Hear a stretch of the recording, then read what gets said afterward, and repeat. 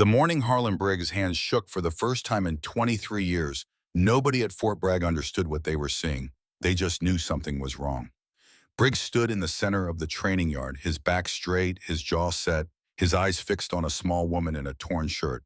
The same man who had walked out of Kunar province carrying a dead weight over each shoulder, the same man who had stood in front of two secretaries of defense and spoken without flinching.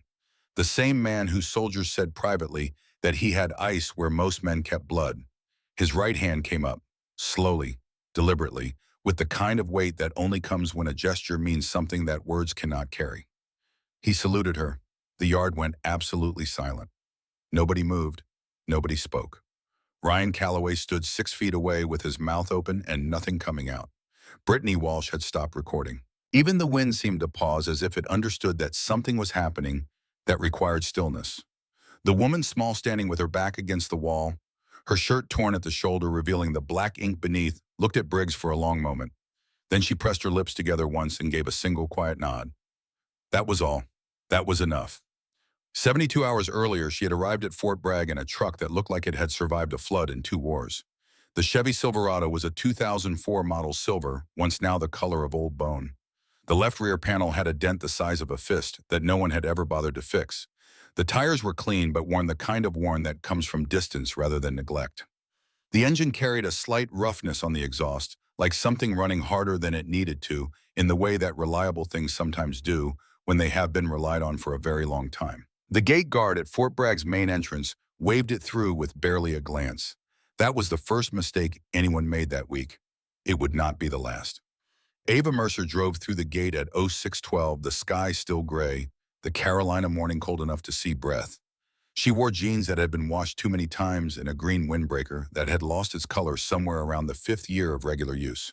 Her hair was pulled back in a way that suggested she had done it in the dark quickly without a mirror.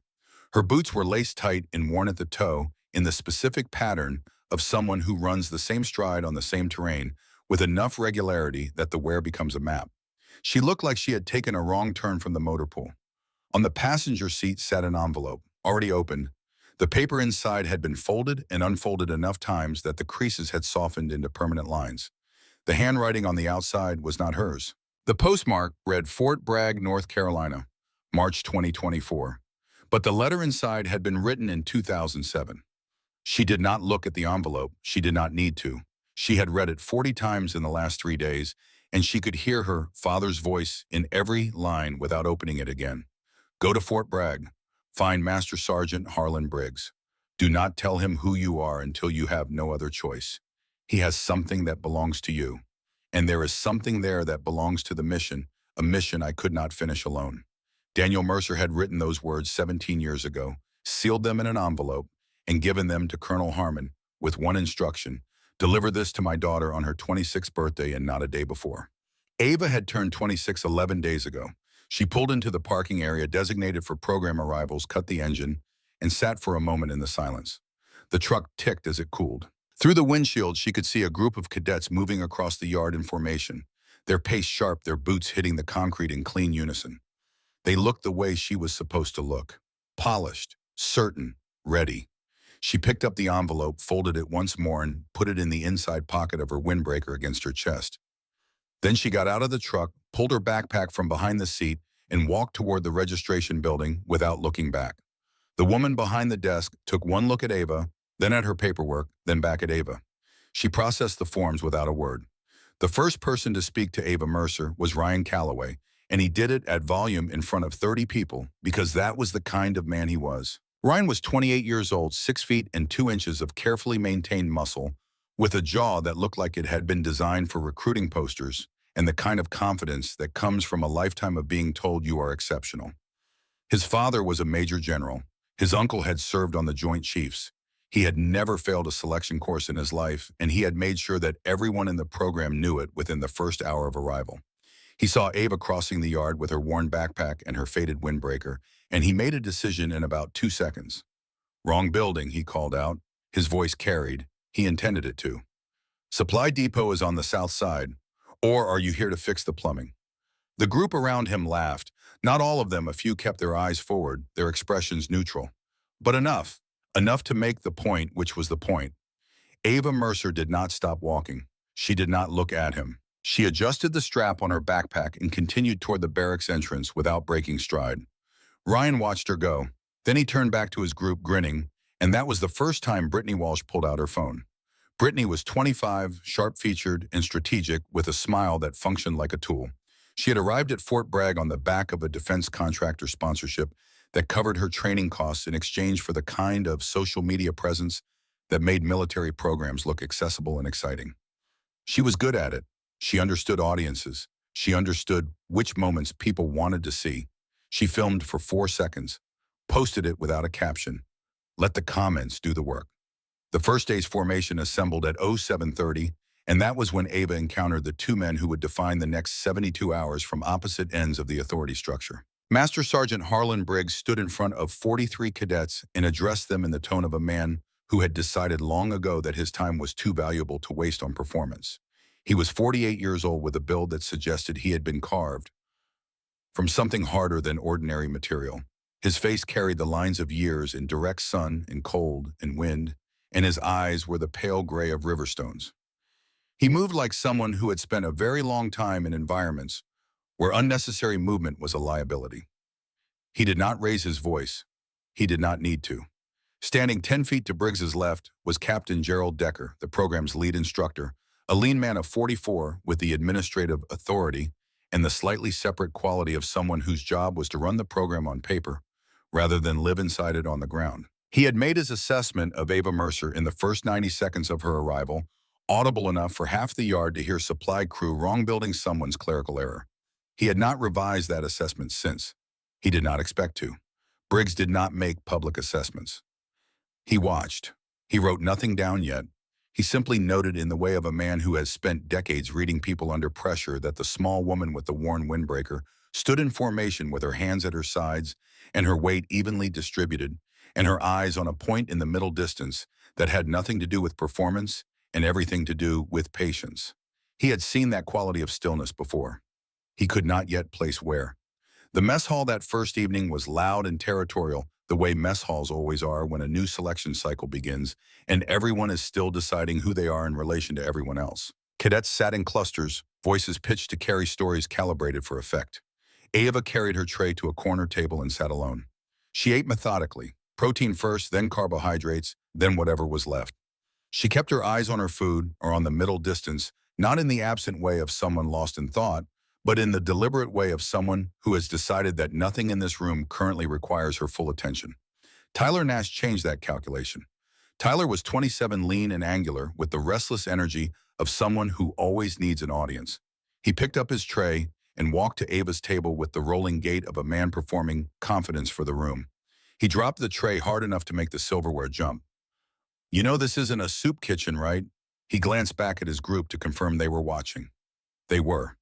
"Some of us are actually trying to get into Delta Force. This isn't really a program for visitors." Ava's fork was halfway to her mouth. She set it down. She looked at him. Not up at him, just at him with the level steadiness of someone who has decided that eye contact is a form of measurement, not deference. She did not speak. Tyler leaned forward. "You going to say something or just—" He reached out and flicked the edge of her tray. A spoonful of rice hit her windbreaker. The room laughed. Phones came out. Tyler straightened up satisfied and walked back to his table. Ava picked up her napkin. She cleaned the rice off her jacket with slow, precise movements, methodical, like she was completing a task rather than responding to an insult. Then she picked up her fork and continued eating. The deliberate calm of it was more unsettling than any response she could have given. Tyler sat down and his grin lasted about 6 more seconds before something in it started to feel wrong, and he put his phone face down on the table, and he did not look at her again. Paige Reeves, sitting alone at the far end of the hall, had been watching since Tyler picked up his tray. She was 26, quieter than the room, with a way of observing things that suggested she was always 3 conclusions ahead of the conversation around her. She had not said more than a dozen words to anyone since arriving. She did not say anything now. She just kept her eyes on Ava, on the way the woman ate her granola bar without looking at the group, without adjusting her posture, without performing indifference. Real indifference, Paige thought, looks exactly like that. In the northwest corner of the barracks that night, long after the lights went out, Ava Mercer sat on the edge of her bunk in the dark and did something nobody would have noticed, even if they had been watching. Her hands moved, not consciously, not with intention. just the way hands do when they have been trained to remember something until the memory lives in muscle and tendon and bone rather than in the mind.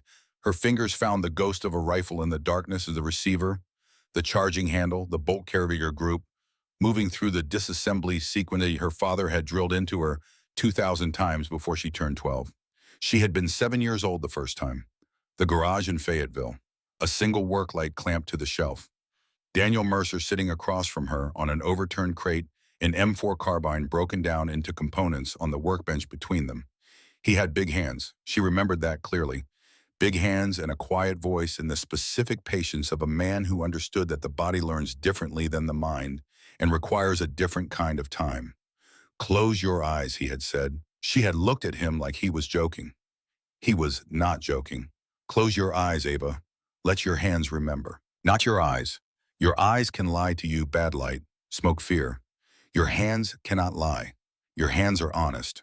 Close your eyes and start from the beginning. She had been terrible at it for a long time. Months, she dropped components. She reached for the wrong part. She got frustrated in the way that 7-year-olds get frustrated with her whole face and her whole body, and her father would wait her out patiently and then say again, not unkindly, just again, the way you say it, when you believe in the method enough to believe in the person learning it. She never once doubted that he was right about the method. She just had to catch up to it. By the time she was 12, she could break down and reassemble an M4 in under 2 minutes in total darkness. By 15, she was under 90 seconds. By the time she was old enough to understand why he had taught her all of it, she did not need to think about it anymore. The hands just moved. In the dark bunk at Fort Bragg, she stopped them, pressed them flat against her thighs, pulled the envelope from under her pillow, and held it without opening it. The letter was real. The mission was real. She just had not yet found the first piece of it. She put the envelope away and lay back on the thin mattress and stared at the ceiling until the barracks settled into the slow, heavy silence of exhausted people, and then she slept. The second morning's physical block was designed to establish the gap between people who were prepared and people who thought they were. Push-ups until arms shook, sprints that burned lungs, burpees in the Carolina cold under Briggs's silent observation and Decker's clipped corrections. The structure of it was deliberate, not to break anyone, but to begin revealing the difference between fitnesses that had been built and fitness that had been performed. Ryan Calloway ran at the front of every sprint. He ran with the aggressive grace of an athlete who has been told his whole life that natural ability is a form of destiny, and he was good at it genuinely, not just relatively. The distance between himself and the next runner was real. Ava ran in the middle of the pack. She stayed there through the first creek crossing and up the initial climb and through the flat section where the trail opened. Her breathing was regulated in a way that was only visible if you were watching for it, specifically 4 counts in hold 8 counts, out the kind of breath management that is not instinctive, that has to be learned through repetition until it becomes automatic under duress. Nobody was watching for it. They were watching Ryan. At the water break, Brittany Walsh stood with a group near the fence, arms crossed, eyes on Ava. I just want to understand, Brittany said, her voice carrying the practiced warmth of someone used to performing empathy for an audience. Who told her she belonged here? One of the cadets laughed. Another shrugged. Brittany took out her phone. Paige Reeves, standing 8 feet away, did not laugh. She watched Ava sit alone on a bench with a granola bar and eat with the same focused absence of performance she had shown in the mess hall the night before. Paige filed the observation the way she filed everything, quietly, without comment, in a place she would be able to retrieve it when it mattered. The rifle disassembly drill was scheduled for 1400 hours. Sergeant Finch ran the weapons section with the economy of a man who had explained the same rules enough times that he no longer needed to explain them. He started the timer without ceremony and watched the results accumulate with the flat attention of someone recording data rather than judging it. The conditions were straightforward. Total darkness. Simulated battlefield environment. Every cadet had to fully disassemble and reassemble an M4 carbine from memory. No lights, no assistance. Time recorded from first touch. The lights went out. 43 people reached for their weapons in the dark. Ryan Calloway finished in 2 minutes and 11 seconds. He exhaled loud enough to be heard when the lights came back on. Brittany Walsh did not finish. She got to 80% and stopped, unable to locate the takedown pin in the darkness, her breathing audible and controlled only by visible effort. 7 people failed to complete the drill within the time limit. Then it was Ava's turn. The lights went out. Finch started the timer. 48 seconds later, the components touched the mat in the correct sequence bolt carrier group, charging handle, upper, lower buffer assembly, and were reassembled without a single hesitation, without a single correction, without a single wasted motion. Finch stopped the timer. He looked at it. He looked at her. He looked at the timer again in the way of a man checking whether his equipment is functioning correctly. The number did not change. In the corner of the room, Harlan Briggs had been standing since Ava's section was called. He had watched her sit. He had watched her reach for the weapon. He had watched the darkness do what darkness does, strip away visibility, strip away the scaffolding of learned behavior, strip away everything except what the body actually knows without being told. When the lights came on, he watched her place her hands in her lap with the same absence of drama that she had brought to everything else since arriving. Finch said quietly, 48 seconds. The room did not laugh. Nobody spoke. Ryan Calloway looked at the number on the board and then looked at a point on the wall beside it, as if the wall contained an explanation he was trying to locate. Briggs did not move from his position in the corner. But his eyes stayed on Ava's hands for a moment longer than they needed to. He had seen hands move like that before. Once. A long time ago, in a context so different from this one, that the similarity almost did not register until it had already registered, and then he could not stop it from registering, and he stood in the corner of the weapons room with the lights back on and the cadets beginning to move around him, and he held the recognition very still, the way you hold something fragile when you are not yet sure what it is. He opened his notebook. He wrote 2 words, her hands. Then he closed it. Later that afternoon in the navigation section of the Eastern Trail, Tyler Nash found his moment. He came up behind Ava as she was checking her topographical map against the terrain, and he reached over her shoulder and took the map from her hands with the theatrical flourish of someone who has decided that an audience of 3 is sufficient. He tore it in half. He tossed the pieces into the tree line.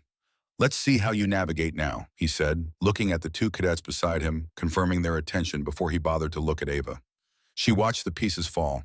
Then she folded her compass back into her palm and kept walking. Her pace did not change. Tyler's laughter followed her through the trees for about 30 seconds before it ran out of material and stopped. That evening, Paige Reeves came through the barracks corridor at a time that was not accidental. She did not introduce herself. She did not explain her intentions or ask any of the questions that were actually forming in her mind.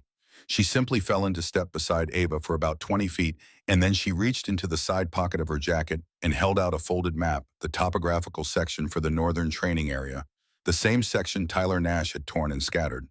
Ava looked at the map, then at Paige. She took it, pressed it flat against her palm, put it in her pocket. Paige kept walking in her own direction. It was the beginning and the middle, and for now, the end of their relationship, the grammar of trust offered without a speech and accepted without a performance.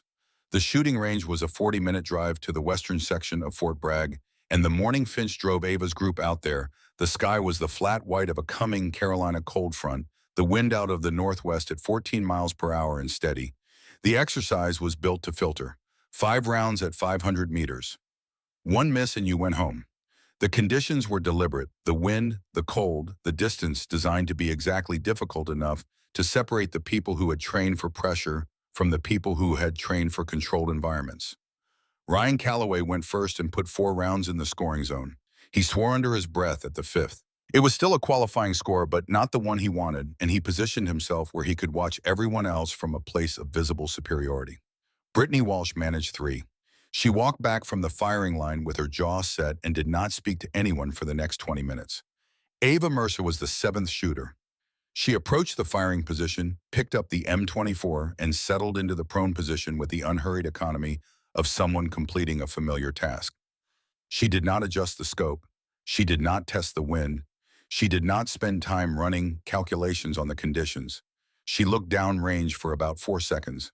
Then she fired. 5 rounds.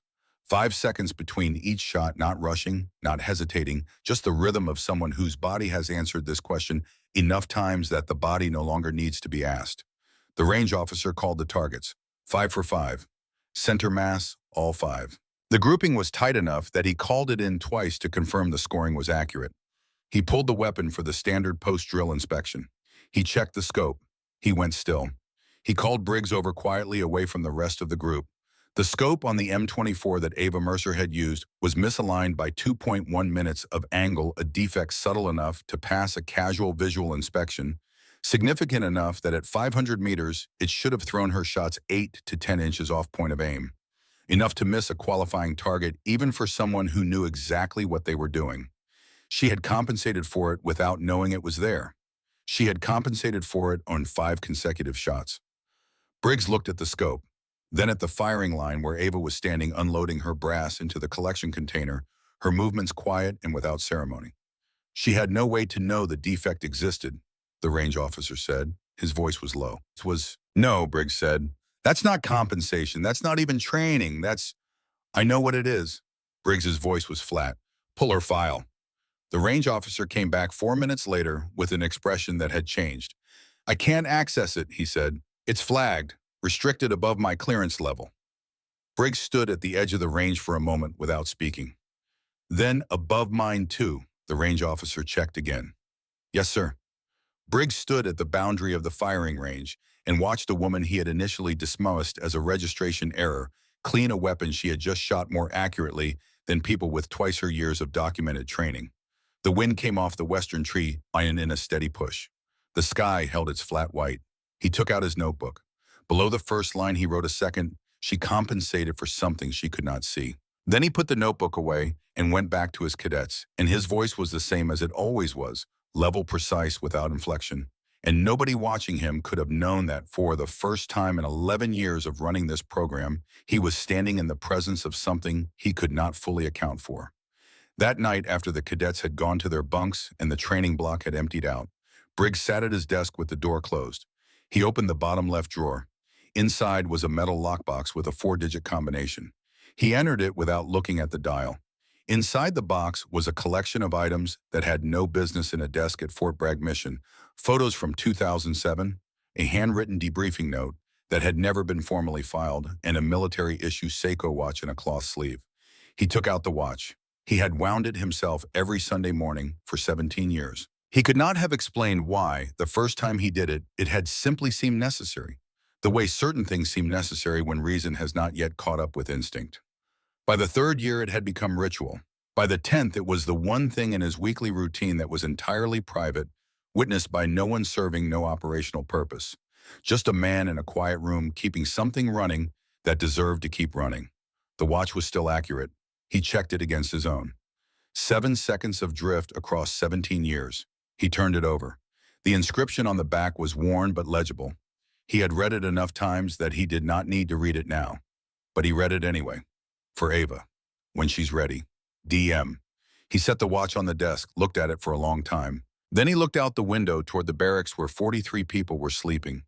Most of them quietly, one of them he was now significantly less certain about than he had been this morning. Daniel Mercer had been dead for 17 years. That was what the official record said. That was what Harlan Briggs had spent 17 years believing in the particular way that soldiers believe things they cannot afford to question fully by necessity, because the alternative was a kind of grief that has nowhere productive to go. He picked up the watch, put it back in the cloth sleeve, put it back in the box. The combination locked with a click that was very quiet in the empty office. He did not sleep well that night, and in the morning he said nothing to anyone, and his expression gave nothing away, and the training cycle continued exactly as it was scheduled to continue. But the question that had taken root in the back of his mind was not going to let go. It had the patience of something that had been waiting a very long time to be asked. The second day at Fort Bragg began the way second days always do in selection programs, with the previous day's results already translated into a new social order and everyone quietly repositioning themselves within it. Ryan Calloway had repositioned overnight. He had spent the evening making a quiet inventory of what had happened at the rifle range and reached a conclusion that was less about the facts and more about what the facts meant for him. A woman nobody had heard of had outshot everyone in the program on a weapon with a defective scope, and the range officer had pulled Briggs aside immediately after. Those were the observable facts. What Ryan concluded from them was simpler and more comfortable. It was luck, and luck was not transferable, and the next day would prove it. He began the morning by organizing an invisible perimeter. Not with words. He was too experienced for that. He did it the way the most effective bullies always operate through social architecture. A look held a half-second too long. A question directed to the space just beside Ava rather than at her. A conversation that stopped the moment she entered a room and resumed at just under the volume required for her to follow it.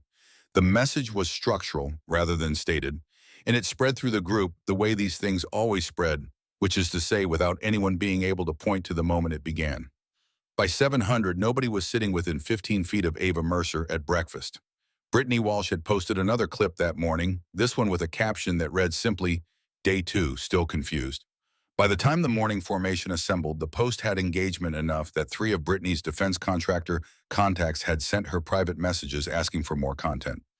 Ava ate alone. She had her coffee and the middle distance, and she used the 20 minutes of breakfast exactly the way she used everything else without waste. The terrain run that morning was 10 miles on the Eastern Trail system, full kit, no grace period.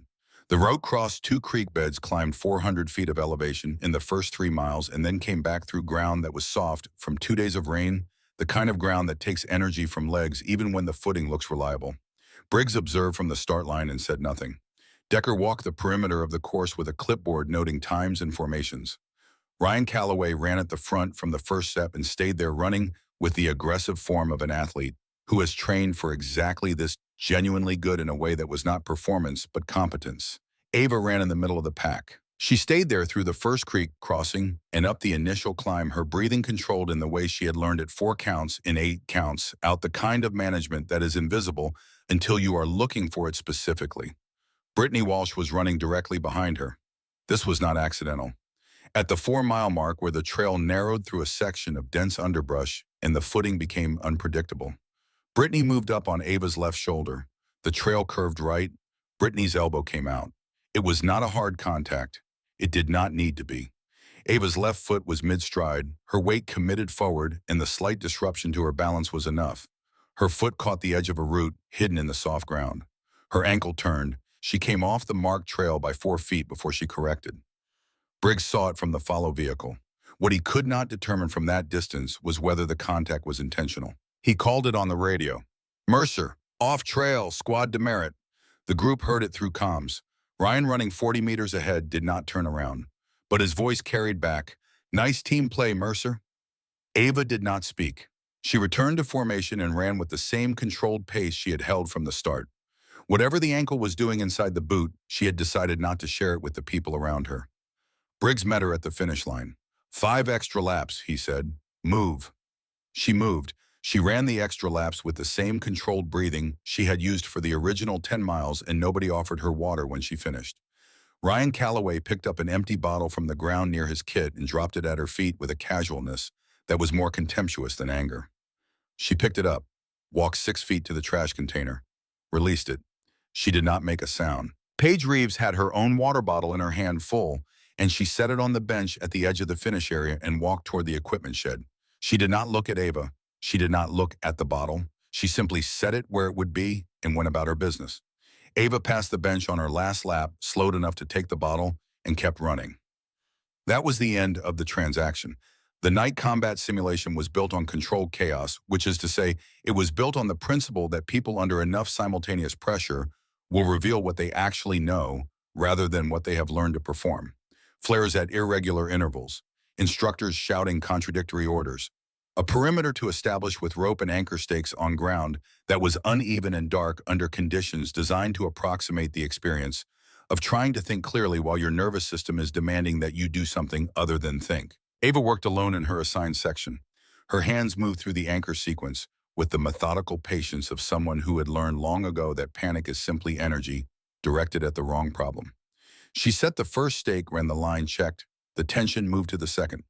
Marcus Cole appeared on her left. Marcus was 29 and built wide with a quality of physical presence he had spent years confusing with authority. He watched her work for a moment, long enough to confirm that the 2 cadets behind him were watching him watch her, and then he reached down and pulled the anchor rope free from the first stake. He tossed it into the mud 4 feet away. Ava stopped. She looked at the rope, then at him. Marcus kicked dirt across her hands. The rope came away gray with mud. She went very still. Not the stillness of someone absorbing a blow, but the stillness of someone doing a rapid calculation. She looked up at him. "You done?" Her voice was even. It was the question you ask when you are determining whether to add something to your accounting or close the entry. Marcus laughed and walked away. Ava pulled the rope from the mud, cleaned it against her pants, reset the anchor stake, ran the line, and had the full section secured in under 4 minutes. The structure was invisible in the way good construction is always invisible, effective, without announcing itself. When the drill concluded and scores were tallied, Marcus Cole's section had a cascade failure. His primary anchor had pulled free during the live evaluation, sending his rope tension apart in a way that cost his unit 12 points. Nobody had seen Ava anywhere near his section. Paige Reeves, positioned 40 meters away during the drill, allowed herself a very small expression that lasted about 2 seconds before she stored it away. 3 nights into the program, Ava sat on her bunk after lights out with a pen and a piece of paper she had no intention of mailing. She wrote, "Mom, I'm not going to send this. I just need to write it somewhere outside my own head. I think I finally understand something Dad tried to tell me, that I didn't have the right context for when I was small. He used to say that the moment you show people what you can do, you stop being a person to them. You become a function. And once you're a function, going back to being a person requires something from them that most of them don't have. I've been holding that in mind every day here, and I think he was right. But I also think he knew something else he didn't say out loud, which is that there is a cost to holding it back. Not a moral cost, just wait. You carry the gap between what people think you are and what you actually are, and the gap gets heavier the longer you hold it. I don't know yet what he needed me to find here. I'm still looking. I know you want me to come home. I will, I promise." She folded the paper, put it in the inside pocket of her windbreaker next to her father's letter. 2 promises in the same pocket, both of them hers to keep. And both of them she was beginning to understand, pointing in directions that did not fully align. The urban assault course occupied a purpose-built structure on the south side of the training area, a 2-story concrete building with interior rooms, external windows at various heights and entry points, configurable in different combinations to create different tactical problems. It tested whether people could subordinate their own instincts to the requirements of the team when the team's requirements conflicted with what their instincts were telling them to do. Briggs assigned Ava Mercer as team leader. He did it without comment or explanation, the way he assigned everything, and he watched the group's reaction from the far side of the staging area. Ryan's reaction lasted about 2 seconds before he put it somewhere below his waterline. Brittany's reaction lasted longer and was less well concealed. Ava ran the pre-entry briefing cleanly. Entry sequence, room clearing order, communication signals for each position. Her hand signals were standard and unambiguous. She demonstrated each one once and moved on in the manner of someone who assumes competence and moves at the pace competence permits. The run began. They were 4 rooms into the sequence when Brittany broke position.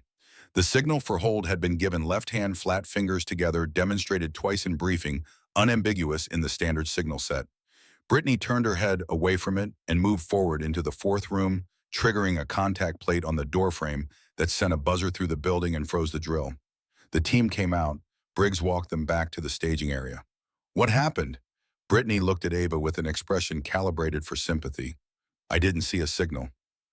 The group did not quite laugh, but several shifted their weight in the way of people who are deciding not to. Briggs looked at Ava. "Walsh broke formation at room 4, Ava said. I signaled hold. She did not hold." "I didn't see any signal," Brittany repeated. Her voice had the smooth conviction of someone who has decided that repetition is a form of evidence. "I was watching for it. There was nothing to see." 2 cadets near the back of the group nodded slightly. Briggs looked at the building, then at the small screen on his wrist unit connected to the overhead drone feed that recorded every training evolution on the urban assault course. He pulled up the footage without ceremony. 40 seconds to find the relevant moment. The camera angle from above the 4th room was clear. Ava's hand signal was visible, unambiguous, and correctly timed. Brittany Walsh's head was turned 18 degrees away from it, a direction that placed the signal entirely within her peripheral vision. Visible if she had been watching. Invisible only if she had decided not to be. Briggs watched the footage once. Then he turned the screen off. He looked at Brittany. "Squad demerit, 50 points. Report to Sergeant Finch at 0500 tomorrow for latrine assignment." 1 week. Brittany's face moved through several expressions in rapid succession, none of them useful to her situation. Briggs turned to the group. "Reset, we go again." He did not look at Ava when he said it, but in the half-second between announcing the penalty and turning back to the staging area, his eyes crossed hers. Her face was forward, already thinking about the reset, already somewhere 3 steps ahead of this moment. He had seen that quality of focus before. Once. A long time ago, that evening Briggs sat alone in his office with the lockbox open on the desk in front of him. The photograph from 2007 was out, FOB, Blessing Kunar Province. A group of 8 men in full kit standing in front of a vehicle squinting into dry mountain morning light. Daniel Mercer was second from the left, shoulders back, eyes already looking at something beyond the frame. Briggs looked at the photograph for a long time. Then he opened his notebook. Below the 2 lines he had written over the previous 2 days, he wrote a third DM. He closed the notebook, looked at the photograph a moment longer. Then he put it back in the box, and this time he did not lock it. He left the box open on the desk. He looked at it for a while. Then he made a decision.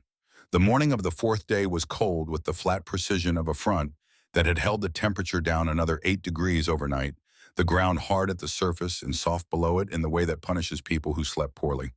Ryan Calloway had not slept well. He had run the scoreboard in his head through most of the night, not the official one which still showed him in a favorable position on paper, but the one he carried internally which tracked something more complicated than points. He had watched a woman in a worn windbreaker complete a weapons drill faster than him in total darkness. He had watched her put 5 rounds through a center point at 500 meters on a weapon that should not have shot straight. He had watched her run a tactical briefing as if she had been doing it for a decade. He had watched Briggs watch her. That last part was the one that had kept him from sleeping. Ryan understood chain of command at an instinctive level he had grown up in. It'd been shaped by, it used its hierarchies to navigate every environment he had ever entered. And what he understood from watching Briggs watch Ava Mercer was that something was happening inside Briggs's assessment that Ryan could not account for. He could not account for it because he did not have access to the information that would make it accountable.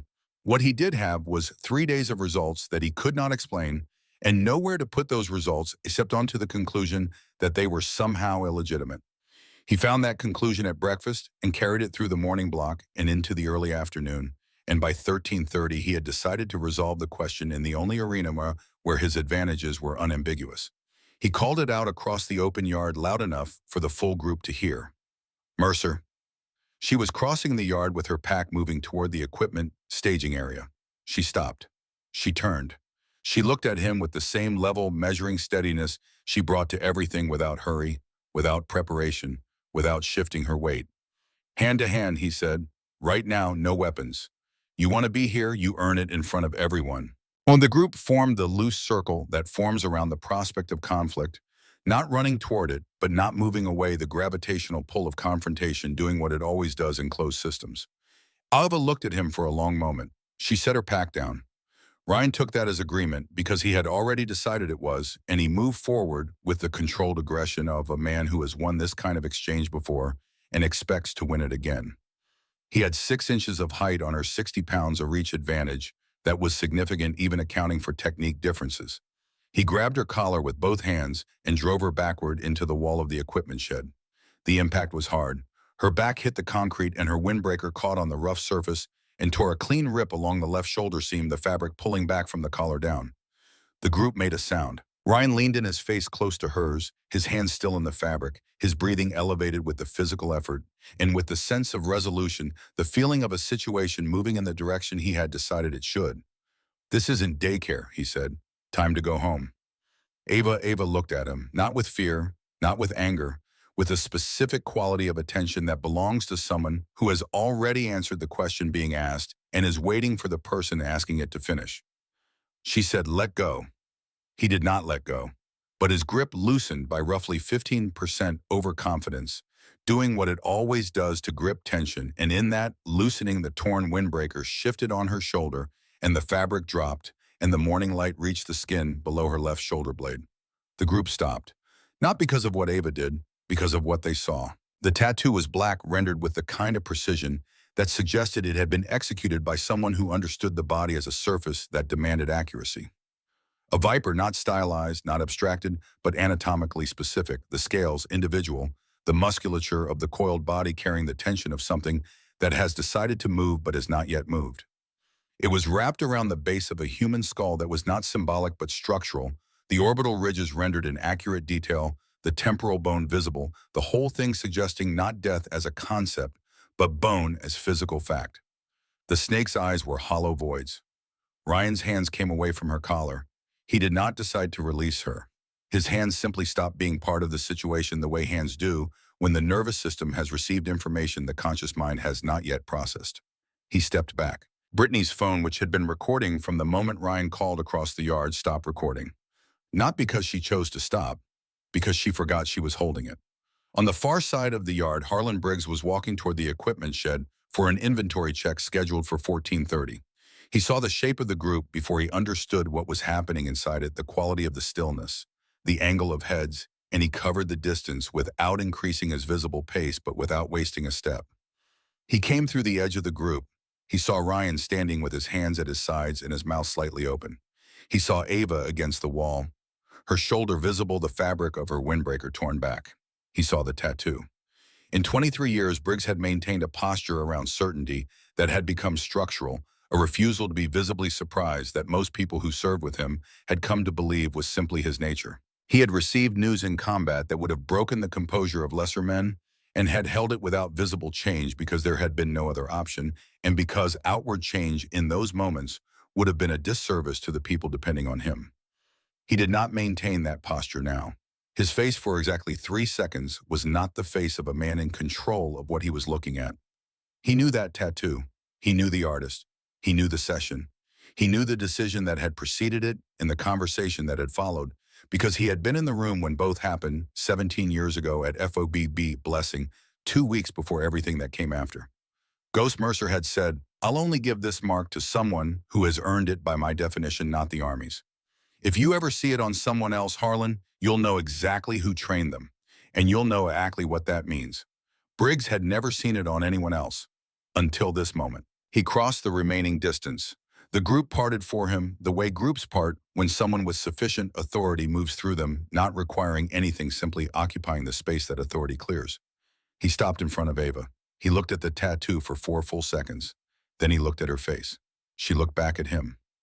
Waiting in the way she waited for everything completely, without fidgeting, without performing patience. He came to attention, slowly, deliberately, with the accumulated weight of 17 years attached to the gesture. His right hand came up. He saluted her. The training yard was absolutely silent. Ryan Calloway was 6 feet away and could not produce a single word. Ava looked at Briggs for a long moment. Then she pressed her lips together once quietly and gave a nod that was minimal and complete. He brought his hand down. He said nothing to the group. He did not explain himself. He did not announce what he knew or what the tattoo meant or whose mark it was. He turned to Tyler Nash and Marcus Cole and said in his regular voice, "Get back to your areas. Afternoon block starts in 12 minutes. The group dispersed in the dazed way of people who have witnessed something that rearranged their understanding of the room they're standing in and have not yet had time to reconstruct that understanding into something that makes sense. Ryan Calloway walked to the edge of the yard and sat down on an equipment crate and looked at the ground. Briggs waited until the yard had emptied enough to speak without an audience. Then he moved to stand beside Ava. He spoke quietly. The voice of a man delivering a report rather than a confession, because that was the only register he had for things that mattered. "Your father saved my life at FOB Blessing. September 14th, 2007. We were moving through the second compound and we came into contact from the north. I was in the open. He pushed me out of the line of fire and took the round himself." He paused. The kind of pause that is not the absence of words but the presence of something that does not have them yet. "I carried the casualty report in my head for 17 years.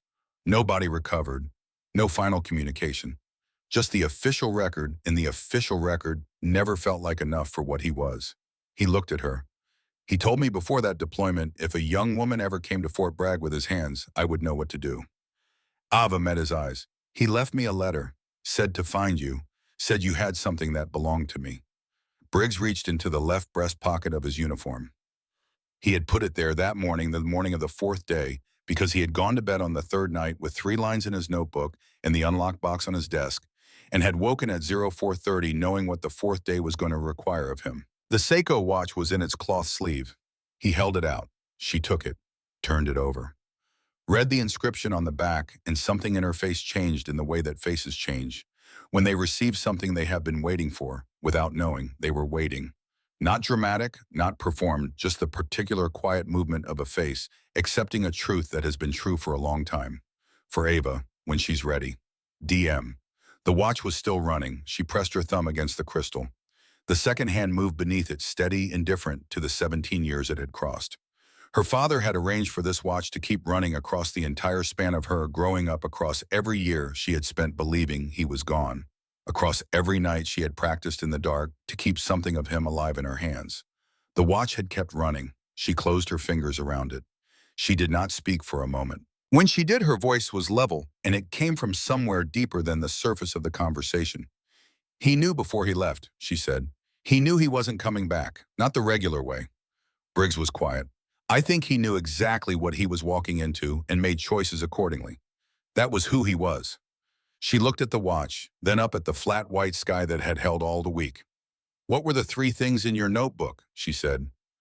Briggs looked at her steadily.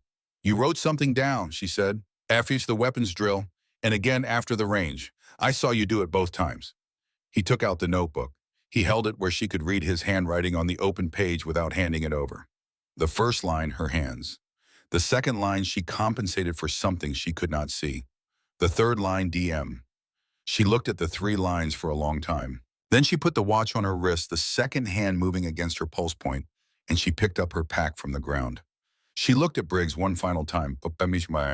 "Thank you," she said, "for keeping it running." She meant the watch. He understood she meant more than the watch. He watched her walk across the yard toward the afternoon staging area. The remaining cadets in the yard moved out of her path without discussion, without being asked. Briggs stood at the edge of the yard for a moment. Then he walked to his office, sat down at his desk, and placed the photograph from 2007 face up beside the open lockbox. He looked at Daniel Mercer's face for a long time. Then he looked at the door. He did not yet know how the next 24 hours were going to arrive. But he knew with the certainty of a man who has been reading situations for 23 years that they were coming and that they were going to require something from him he had not been asked to give in a very long time. The yard did not return to normal after Briggs walked away. It tried. People moved back to their areas, picked up their packs, went through the motions of a program that was technically still running on schedule. The structure of the day remained intact, but something underneath it had shifted, and everyone remaining in the yard could feel it the way you feel a change in air pressure before weather arrives, not visible yet, but present and real and moving toward you. Ryan Calloway felt it most.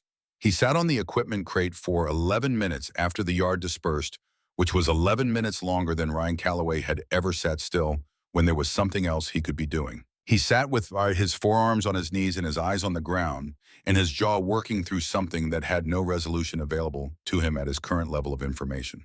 The tattoo, the salute, the three lines in Briggs's notebook he had not seen, but could feel the weight of from 30 feet away. He had built his entire identity at Fort Bragg on a specific foundation that he was the best person in this program, and that this was a fact rather than an opinion, and that facts do not require defense, only confirmation.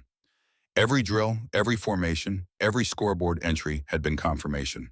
He had arrived certain, and the program had been, until 4 days ago, kind enough to confirm his certainty back to him. What he could not process was not any individual result.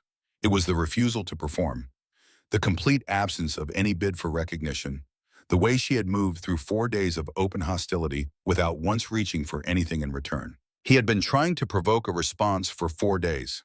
He had not gotten one. And the absence of the response had become more destabilizing than any response she could have given. He stood up from the crate. He had made a decision, and some part of him that was not yet entirely consumed by wounded pride knew it was not a good one. He made it anyway because the alternative was sitting with a version of himself he had never been required to sit with before, and he did not know how. He crossed the yard. Ava was at the edge of the staging area, her pack at her feet, checking her equipment for the afternoon block. She had taken the carabiner clip from her kit and used it to hold the torn windbreaker closed. The improvised fix was clean and functional. She had taken the thing meant to mark her damage and made it structural. Ryan stopped 6 feet away. "That's not over," he said. She finished checking her radio harness before she raised her eyes. "Briggs saluted you," he said. "There's a tattoo. There's a story. There's something none of us know about. Fine, that's not what this is. This is me and you, and the fact that a salute from a sergeant major doesn't make you a soldier. I want you to prove what you are in a context that actually matters." The group around them had stopped pretending to move toward other things. Paige Reeves was standing 15 feet to Ava's right near the equipment shed wall. She had not moved since the yard began to settle after Briggs walked away. She was watching the entire situation with the attention of someone who has already calculated 2 or 3 ways this can go and is waiting to see which one is coming. Ava looked at Ryan for a moment. "You want to fight," she said. It was not a question. "I want you to prove it." She looked at him, at his hands, at the set of his shoulders, at the way his weight was distributed forward and committed, which told her that whatever he had decided during the 11 minutes on the crate, it was past the point of reversing on its own. She thought about the promise. Her father's voice, the specific register of it, the weight it carried precisely because he had used it sparingly. "These hands are for protecting, not proving. Only use what I taught you when doing nothing means someone dies. Promise me." She looked at Ryan. He was angry and humiliated and 28 years old, and the system he had built his entire sense of himself around had just produced a result he could not integrate. He was going to come at her hard. It was going to be loud and committed, and it was going to fail. And when it failed, it would be over, and the promise would hold. She dropped her pack and stepped back from the staging equipment. Then she saw Tyler Nash. He had come around the far edge of the group while everyone was watching Ryan moving with the low, deliberate quiet of a man who has picked a target and does not want to be noticed until he reaches it. He was 6 feet from Paige Reeves, closing. His eyes were on the back of Paige's head, and his hands were loose at his sides in the specific way that hands are loose when they have already decided what they are going to do. Paige had not seen him yet. She was watching Ryan. Ava's calculation ran in under 2 seconds. Ryan's aggression was loud and containable. She could weather it, wait for him to exhaust himself, and the promise would hold. Tyler's was quiet and committed, the kind that does not announce itself before it arrives. If she engaged Ryan conventionally, Tyler would reach Paige in the time it took. There was one way to stop both of them simultaneously. It required her to end Ryan's participation in the next 8 seconds and change the geometry of the entire yard before Tyler closed the remaining distance to Paige. It would cost her the promise. Doing nothing would cost her Paige. Her father had said only when doing nothing means someone gets hurt. This was that moment. She stepped forward. Ryan came at her the way he had against the equipment, a shed-wall-controlled aggression, the form of a trained fighter relying on size and reach, and the reasonable expectation that they would matter. His first combination was a right jab followed by a left hook, textbook setup designed to establish range. She was not there when either arrived, not through dramatic speed, through the smallest possible movement and adjustments in weight and angle that placed her outside his reach by margins that were exact rather than excessive. She used no more space than the situation required. Her breathing did not change. He came again, harder. A driving right hand aimed at her shoulder, full weight behind it. It did not connect. She slipped it and let him carry through the motion until his weight was committed forward and his back foot was lifting and his body was at the specific angle of maximum vulnerability. And she stopped moving. She stood still. He reset. His breathing was elevated now, the physical effort of 3 full force strikes that had connected with nothing beginning to compound with something else, the growing awareness that the situation was not resolving the way he had decided it would. He could feel the group watching. He could feel Briggs watching from somewhere beyond the circle. He could feel the distance between what he had believed about himself 4 days ago and what this moment was requiring him to confront. He charged. Not technique this time. The charge of a man abandoning form for force, the last resort of someone who has decided that sufficient volume of effort will accomplish what precision has failed to accomplish. She moved inside it. Her left arm went up and under, and her right arm came across, and her hands found the geometry of his neck with the precision of someone who has located this position 10,000 times in darkness and daylight and has long since stopped needing to think about where it is. 8 seconds, not dramatic seconds. Just 8 seconds of physics blood flow, reduced to the volume a brain cannot sustain consciousness, on a large man folding to the ground with the quality of collapse that belongs to a body whose owner has temporarily departed. Ryan Calloway was on the training yard, ground breathing steadily, going to be fine. Ava released the hold and stepped back. She stood over him for a moment. Then she looked at her hands. She held them at her sides with her palms slightly forward. Not raised, not displayed, just visible to herself in the way you look at your hands when you are looking at them as objects, rather than as parts of yourself. The promise had lasted 17 years.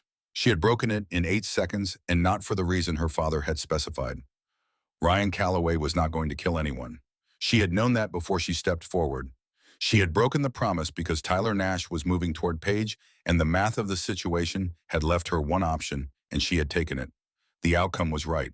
Tyler Nash had stopped moving the moment Ryan went down. The change in the yard's geometry had been immediate and total, and Tyler had understood without being told that the situation had changed, and he had taken 2 steps back and then 4, and Paige Reeves was still standing untouched near the equipment shed wall. The outcome was right. But the little girl in the garage in Fayetteville, who had made the promise at 9 years old in the specific gravity of a father's instructions before deployment he did not come back from in the way fathers are supposed to come back, that girl was gone now. Not dramatically, not with a sound or a shape, just gone the way things go when the moment that defined them passes and cannot be reconstructed. Ava felt the weight of it settle into her chest at the particular depth where things go when they are not going to move. She put it there, and she kept standing. Behind her, Paige Reeves exhaled.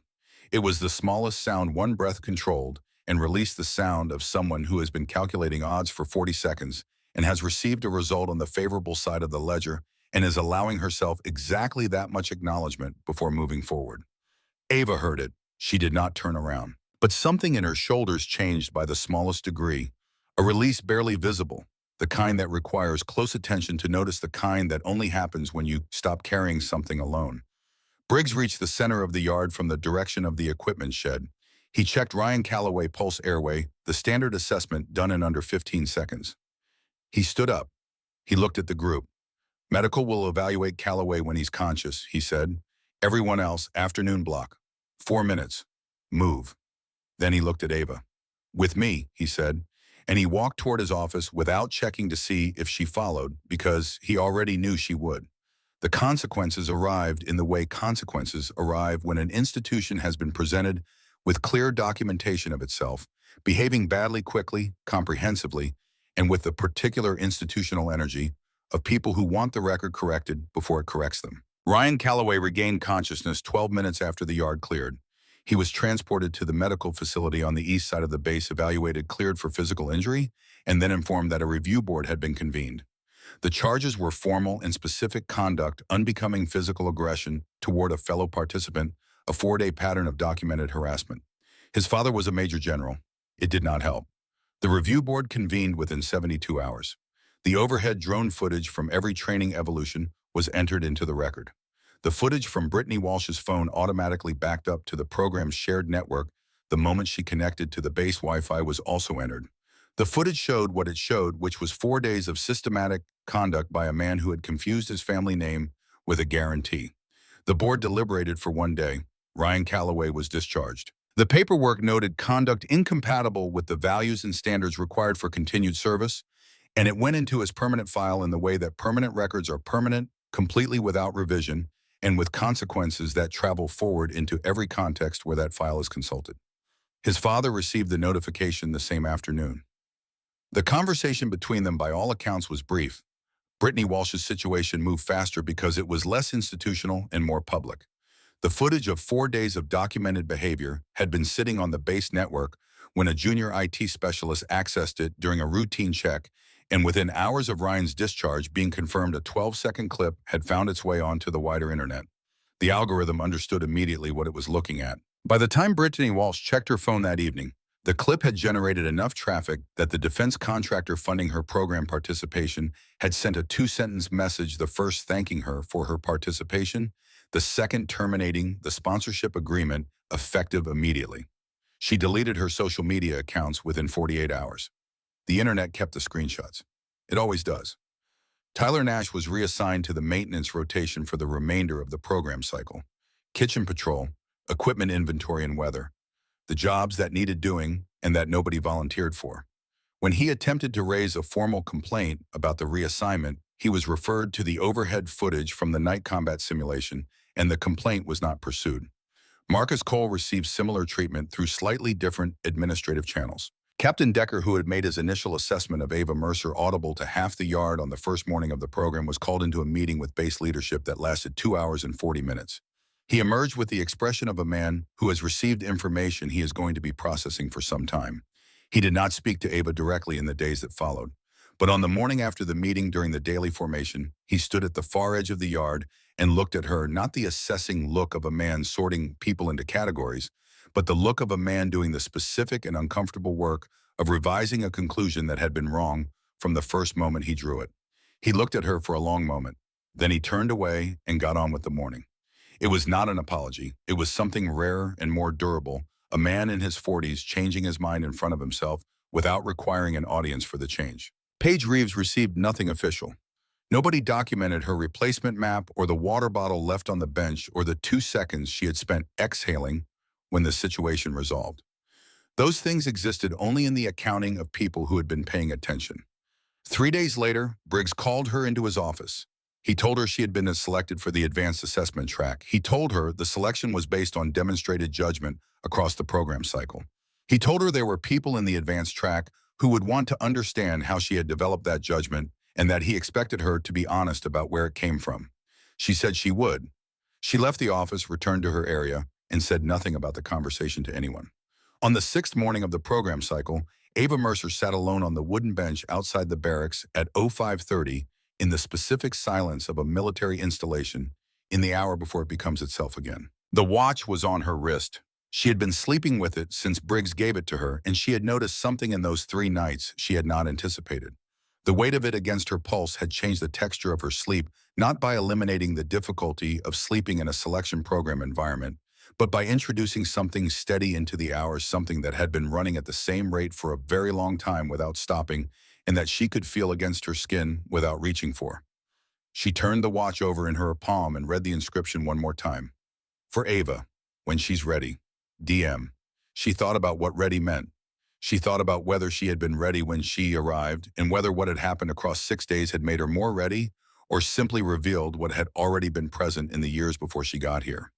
She thought about the broken promise. It sat in her chest at a particular depth that was neither guilt nor relief, but something adjacent to both the specific weight of having made a choice that was right for reasons that existed outside the structure you had built your life around, and having to hold the rightness and the cost simultaneously without resolution, because that was what it actually felt like, and there was no compressed version of it. Her father had known this. She understood that now, in a way, she had not understood it at 9 years old in the garage, and had not understood it reading his letter 11 days ago, and was only understanding now sitting in the 05:30 quiet with his watch in her hand. He had not given her the promise because he thought she would never have to break it. He had given her the promise so that when she did break it, she would know the weight of what she was doing, and the weight would make it a real choice instead of a reflex. That was the gift, not the rule. Oh. The weight of the rule. She heard the vehicle before she saw it. The sound came from the main road along Fort Bragg's western perimeter. Not military transport, not the diesel certainty of base vehicles, but a civilian engine well-maintained and running at moderate, deliberate speed. She knew the make before it came into view because she knew that engine. She had listened to it start on cold mornings in the dark while she was still inside making coffee, and the sound of it had always meant that someone responsible was moving through the world and that the world was being managed. The black Chevy Silverado pulled into the visitor lot with the precise positioning of a person who has parked in military facilities their entire adult life. The door opened. The man who stepped out was broad-shouldered with hair that had gone to salt and pepper somewhere in his mid-40s and stayed there as if it had reached its destination and stopped traveling. He wore civilian clothes, dark jeans, a tactical jacket in matte black, cut for function rather than appearance, and he moved with the quality of controlled economy that belongs to people who have spent decades in environments where unnecessary motion is a liability. He did not look around the lot when he got out. He looked directly at the bench where Ava was sitting. He walked toward her. She watched him come. Something in her face changed in the way that faces change for very specific people. Not an expression, but the release of a particular tension that accumulates when you are carrying something alone and have been carrying it long enough that you have forgotten the weight is weight, and then suddenly it is distributed, and the relief of that distribution shows in the face before you have decided whether to show it. She stood from the bench. He stopped in front of her. 6 feet. The distance between the people who know each other well enough to not need to immediately close it. You didn't have to come, she said. Yeah, he said. I did. General Nathan Cross had been in her life long enough that she no longer had to translate his economy of language. He meant, I know you think you don't need me here. I know you are capable of handling whatever this is without my presence. I came anyway because this particular morning was not one I was willing to let you have alone. That was what I did. He looked at her face, at the watch on her wrist, which he recognized, at the windbreaker with the carabiner fixed that had been holding it together for 3 days. Briggs called me, he said. I figured. He said you were ready. She looked at the watch. He gave me this 3 days ago. Cross nodded. He had known about the watch. He had known about a number of things Ava had not known he knew, because the nature of his position and his clearances meant that he carried information in compartments he only opened when the timing was right, and the timing was something you read rather than scheduled. He had known her father's secrets since before he and Ava were married. He had carried it the way he carried everything that was not his, to share completely, and in silence and with the patience of a man who understood that some truths belong to the person they belong to, and that delivering them before the right moment is a form of taking something rather than giving it. He reached into the inside pocket of his jacket. The envelope was standard-size manila, with a classification stamp on the upper left corner that was partially redacted. The visible portion read, Operation Ghost Protocol Declassified, partial March 2024. Below it, a case number and a 3-letter agency identifier. Ava took the envelope. She did not open it immediately. She looked at the stamp, at the case number, at the 3 letters she recognized from prior contexts she was not supposed to have, but did. How long have you known? She said. Long enough, Cross said.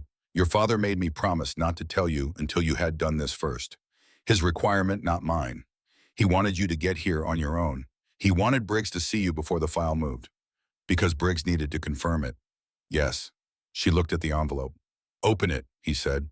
The documents inside were government paper, the specific weight and texture of classified materials produced in limited print runs, and there were 4 pages. She read the first, then the second. She read slower on the third, her eyes moving back twice over the same paragraph before continuing. She reached the 4th page. She stopped.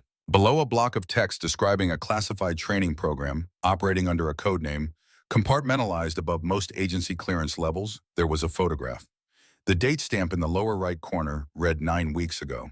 The man in the photograph was older than she remembered him, which was not surprising because she had last seen him when she was 9 years old, and the world had been a different size.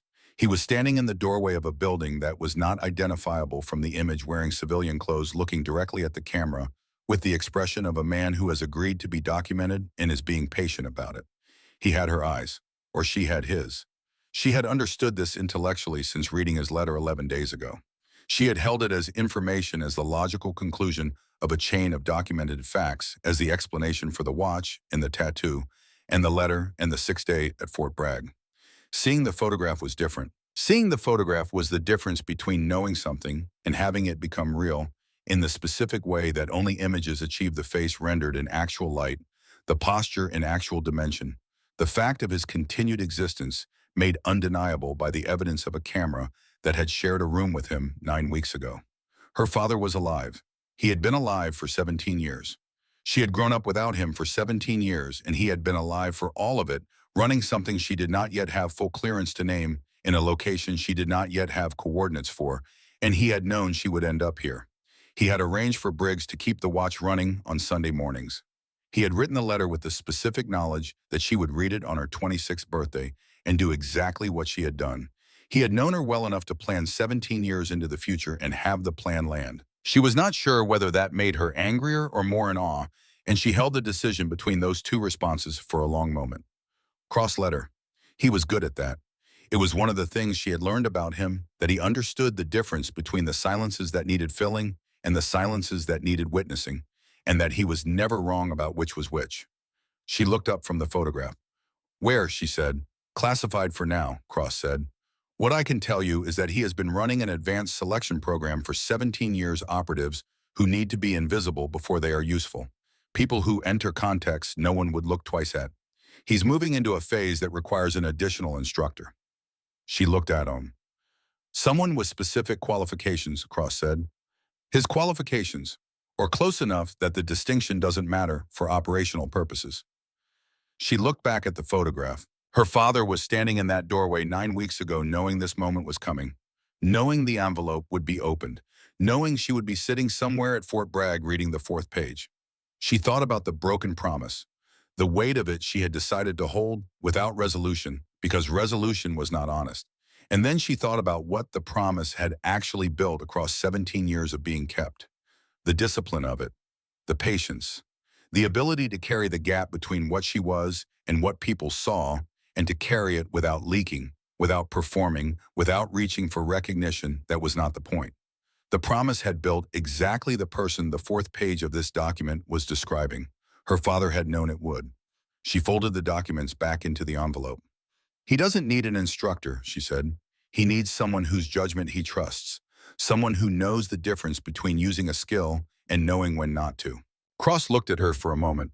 Something that was not quite a smile but occupied the same neighborhood moved across his face. Yes, he said, that's more accurate.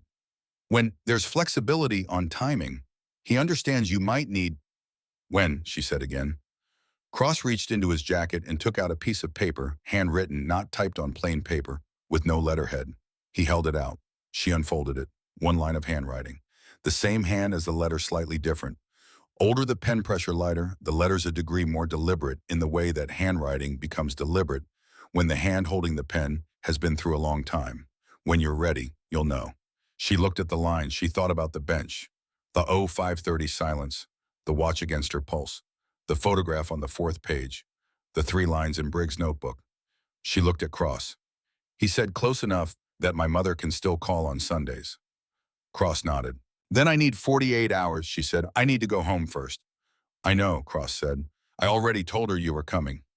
She looked at him. She said to drive safely, he said, and to bring back coffee from the place on Murchison Road. Ava stood in the early morning light of a base that was fully awake now, the day beginning to assert itself in all directions. She held the folded note. She felt the watch on her wrist. She had the envelope under her arm. She picked up her pack. She looked toward the main building where she knew Briggs would already be at his desk.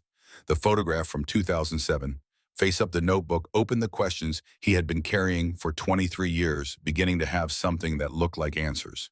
She walked to the building. She knocked twice on the office door. Briggs looked up. She stood in the doorway without going in. She held up her wrist so he could see the watch, the second hand moving in the morning light coming through the window behind his desk. He looked at it, then at her face. She said, tell him she found it. Tell him the watch was still running. Briggs sat at his desk with Daniel Mercer's photograph in front of him, and the morning coming through the window, and the long-suspended question of 17 years arriving at something that was not quite an answer, but was the beginning of one. He said, he'll know what it means. She gave him the last nod, not a small one this time, but full and deliberate, the nod of a person completing something and meaning for the completion to be visible. Then she turned and walked back across the yard. Cross was leaning against the hood of the black Silverado with his arms crossed, watching her come across the open ground, the way he always watched her move through spaces, not with concern, not with the monitoring quality of someone tracking a variable, but with the specific attention of a person who has found in another person something worth paying attention to. She reached the truck. She put her pack in the bed. She got in the driver's seat. Cross got in the passenger side without speaking. He had learned across the years they had shared that she needed the first miles of any significant drive to herself, and he gave them to her the way he gave her everything she actually needed, without ceremony, without requiring acknowledgement, simply because it was the right thing to do, and he knew how to do it. She pulled out of the visitor lot. The gate guard waved her through. The road out of Fort Bragg ran west through the long flat of the Carolina Piedmont, the morning light coming in low through the pines, the air still cold from the front that had held all week, the sky beginning to clear at the edges, in the way that skies clear when weather has finally finished what it came to do. She drove without speaking. She was thinking about her father standing in a doorway 9 weeks ago, looking into a camera, knowing she would see the photograph. She was thinking about a garage in Fayetteville and a work light clamped to a shelf and a man with big hands saying, close your eyes, let your hands remember. She was thinking about a watch wound on Sunday mornings for 17 years by a man who owed a debt he had no other way to pay. She was thinking about what ready meant and whether she was it and what it was going to cost her going forward and whether the cost was the kind she could carry. She thought she probably was. She thought she probably could. The watch on her wrist tracked the seconds the way it had always tracked them, steadily, without drama, marking the distance between what had been and what was coming 1 second at a time. Cross looked out the passenger window at the pines moving past unhurried and said nothing.